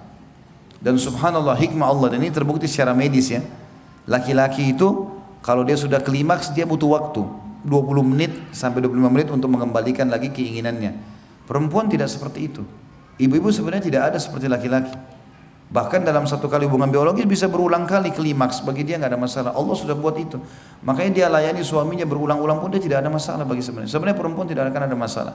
Laki-laki justru ada masalah. Karena dia butuh waktu untuk menghidupkan kembali syahwatnya. Itu penelitian 20 menit loh, tidak mudah. Yang butuh waktu untuk itu. Ya. Jadi sekarang saya nggak usah malu, untuk apa risih. Ya. Saya sedang hamil 2 bulan, anak kedua. Akhir-akhir ini saya selalu merasa kesal jika suami mendekati saya. Saya pun tidak mau memenuhi kebutuhan biologis suami. Orang tua saya mengatakan mungkin karena bawaan sedang hamil. Apakah saya berdosa, Ustaz? Ada saran saya di sini, resep buat ibu-ibu supaya tidak punya masalah kalau hamil. Mau nggak? Ya nenek-nenek sudah nggak mau memang. Saya tahu pasti nggak mau nenek-nenek. Jadi gini, kebanyakan orang itu dia selalu ngidam, mau mangga mudah lah, mau sop ayam yang ada di Lamongan, padahal dia di Jakarta. Mau bubur Manado yang di Manado. Wah, ini tidak mau lihat suami, nggak mau lihat cahaya. Tahu apa sebabnya ini? Ini sugesti diri. Jadi kadang-kadang waktu ibu masih gadis, ini saya bahasakan ke istri saya. Ini kadang-kadang waktu masih gadis, mungkin ibu kita sama teman-temannya lagi ngobrol. Saya kalau ngidam, tidak mau lihat suami saya. Kita nggak sadar sedang rekam itu sebenarnya. Saya nggak mau lihat cahaya. Saya pengen mangga ini, saya pengen begini. Akhirnya terekam. Terekam itu, dan itu akhirnya pada saat hamil tanpa disadari jadi masalah. Jadi masalah, gitu kan? Jadi ini semestinya bisa diobati secara kejiwaan. Walaupun kalau muncul, kalau sudah muncul memang pengen sekali, gak ada masalah. Boleh kita bahasakan ke suami. Ya. Dan ini harus dibahasakan baik-baik. Terutama kalau sensitif, seperti masalah biologis sensitif memang. Karena suami kadang-kadang tidak bisa mengerti masalah itu. Bukan karena dia ya, karena kejiwaannya memang gak bisa. Dia gak bisa membendung itu. Masuk kepada pikiran, masuk kepada perasaan, masuk ke segala macam emosional gitu kan. Saran saya yang pertama, ibu tentunya konsultasikan kepada teman-teman medis. Mungkin ada obat-obat yang bisa dikonsumsi, anti mual atau apalah yang bisa membuat kita akhirnya hilang dari perasaan-perasaan ini. Yang lain adalah yang kedua, saran saya tadi, sugesti. Coba sekarang bilang dalam diri ibu sendiri, saya nggak masalah. Saya kalau ada makanan saya makan, nggak masalah. Saya suka dekat dengan suami saya. Jadi harus bahasanya seperti itu. Sehingga dalam jiwa kita, di mindset kita yang sudah terekam tidak benar ini dulu bisa tergantikan dengan yang baik gitu ya. Ini poin ya, yang mungkin Allah alam yang saya bisa kasih masukan. Kalau misal pun ibu datang perasaan, dan banyak isti'adzah kepada Allah ya, karena tidak melayani suami ini dari syaitan biasanya. Kalau misalnya sudah konsul sama medis tadi, poin pertama ternyata memang ada hormon tertentu yang ibu miliki, mungkin tidak umumnya pada wanita, dan itu memang membuat perasaan tidak mau berhubungan biologis. Tentu pada saat konsul sama dokter, ajak suami. Jadi ibu tenang, suami juga tenang. Memang ibu istri, misalnya dokter bilang memang istrinya bapak ini begini keadaannya, mungkin bisa dimengerti. Insya Allah kan dengan konsul sama dokter dia bisa paham. Atau mungkin ibu yang dibahasakan, indah bu, ini cuma sugesti ibu, nggak apa-apa, ibu biologis nggak apa-apa. Kita tahu wanita hamil nggak ada masalah dengan biologis. Itu cuma keyakinan orang Yahudi ya. Makanya pernah di zaman Nabi SAW terjadi, orang-orang Yahudi menyebarkan berita kalau wanita hamil tidak boleh digauli, dan kalau digauli anaknya bisa juling. Begitu keyakinan orang Yahudi di Madinah. Maka sampai ke telinga Nabi SAW, maka Nabi SAW mengatakan itu tidak benar, dan boleh wanita hamil itu digauli, tidak ada masalah. Tidak akan berpengaruh sama sekali. Oh nanti keguguran, enggak akan keguguran. Kuasa Allah SWT itu ya, tidak ada hubungannya sama sekali. Bagaimana bila seorang suami yang menggunakan uang kartu kredit atau KTK, tapi saya tidak pernah memakai uang itu, dan saya disuruh bayar utang-utang dia. Setelah saya bayar, dia menambah lagi utang ribanya. Akhirnya saya memutuskan untuk berpisah. Suami minta dibayar kalau dia harus berpisah, saya harus bayar dia 1/4 miliar. Saya bayarkan apa yang dia minta. Bagaimana dengan sikap saya? Saya selalu minta maaf tapi dia tidak mau memaafkan. Saya ikhlas merawat ketiga anak saya karena beliau tidak menafkahi anak-anak. Ini sebenarnya masalahnya hampir sama ya, masalah sama, karena dasarnya dari awal suaminya bukan orang yang beragama atau istrinya bukan orang yang beragama. Itu dulu poin. Makanya saya selalu wasiatkan, dan ini kalau bapak ibu sudah alamin, jangan kasih anak-anak lagi mengalami hal yang sama, kesian. Jadi mereka harus dapat pasangan yang beragama. Ciri-cirinya itu ibu-ibu kalau mau cari anak mantu yang baik, kalau azan lihat di masjid tuh yang di saf-saf pertama itu. Nah, itu orang-orang yang baik tuh. Azan memenuhi haknya Allah. Dia selalu di situ baca Al-Qur'an ya. Orang-orang yang agamis, ketahuan didengar oleh tetangga-tangganya orang ini baik, itu yang kita jadikan anak mantu. Begitu pula laki-laki yang mau nikah, anak-anak kita laki-laki nikah dengan wanita-wanita yang sudah hadir di majelis ilmu, pakai hijab syar'i, nama keluarganya baik, itu memang harus ya. Itu dulu poin. Kalau bahasan ini adalah kita mau tahu dulu, ibu ini sebenarnya membayarkan utang suaminya dari uang suami atau ibu yang disuruh bayar pakai uang ibu. Kalau uang suami dia suruh bayar, bayar saja, nggak ada masalah. Dia titipin, ini bayarin ya utang saya di sana, pakai aja bayarin, nggak ada masalah. Walaupun itu adalah masalah riba, karena kan dia membayar, dia menyelesaikan. Masalah dia buka pintu riba, baru nasihatin. Kalau itu nggak boleh. Ya, tidak boleh, sampaikan, kirimkan kepada dia ceramah-ceramah tentang masalah riba, kumpulkan artikel-artikel yang jelas, letakkan di meja kerjanya, biar dia ini ya, maaf ya saya bukan menyinggung, tapi coba baca, siapa tahu bisa menambah wacana. Saya bukan menggurui ya. Insya Allah kalau santun suami bisa terima kok. Kalau kita lempar, nih baca masalah riba haram tuh, masuk neraka kalau kau nggak mau dengar. Nah lain. Ini sama tadi di awal saya bilang menantang ini. Ya. Suaminya pasti spontan nolak. Tapi kalau taruh santun di atas meja kerjanya ini ya, saya dapat artikel, siapa tahu berguna. Ini masalah riba loh. Saya khawatir saja jangan sampai kita sekeluarga ada masalah. Saya nggak guruin ya. Mau dibaca, alhamdulillah nggak dibaca juga nggak masalah. Contoh. Kalau yang dimaksud sini ibu disuruh baca, bayar pakai uangnya, ibu punya hak untuk tidak bayar. Jangan mau dipaksa, nggak apa-apa. Saya punya utang sekian, kamu harus bayar pakai uangmu. Oh nggak ada urusannya, gimana cara? Kecuali memang uang dititip. Ibu nggak punya kewajiban untuk itu dan ibu tidak usah kerjakan yang bukan kewajiban. Biar dia mau marah, terserah dia mau marah, nggak ada masalah. Kan bukan kewajiban saya, yang utang kan kamu. Baik, kamu kan juga makan? Enggak, saya nggak makan. Kan tadi dikatakan saya nggak makan kan? Saya nggak ambil hari itu. Kalaupun misalnya dia berutang sama orang, kemudian utang itu dipakai beliin rumah, pakai beliin segala, memang kewajiban dia, bukan kewajiban ibu. Dia kan harus siapin nafkah. Ibu nggak harus bayar. Dan ini unik juga ini. Pada saat mau cerai, suaminya minta dibayar 1/4 miliar. Ini suami bagaimana model pikirannya? Saya bingung gitu ya. Semoga Allah kasih hidayah. Mestinya nggak boleh sama sekali. Malu laki-laki minta uang sama istri itu. Mana wibawanya? Nggak boleh sama sekali teman-teman sekalian. Jangan pernah ucapin pada istri, berikan saya uang. Aib besar itu. Nggak boleh. Kita yang disuruh nafkahi mereka. Dan tidak ada laki-laki yang dibiayai sama istrinya kecuali akan terhina depan istrinya. Itu nggak bisa. Biar istri kita orang kaya, kita mampu, kita cuma pas-pasan, tetap maaf ya, nafkah dari saya, makan hasil keringat saya, punya harga diri. Kalau istri yang mengatakan baiklah, tapi mungkin saya beli makanan juga, silakan beli, tapi nafkah dari saya. Saya cuma mampu beli nasi uduk 1 bungkus, makan, itu nafkah saya. Tidak apa-apa, menjadi punya harga diri. Istrinya juga segan sama dia kan. Kalau ini seperti ini bahaya sekali, ngancam-ngancam segala macam ini. Allahu alam. Dan ini saran saya adalah sama tadi ya. Poin yang pertama, kalau itu uang dari suami, bayarkan utangnya. Kalau itu uang ibu disuruh bayar utang dia, jangan bayar. Itu haknya ibu. Itu yang pertama.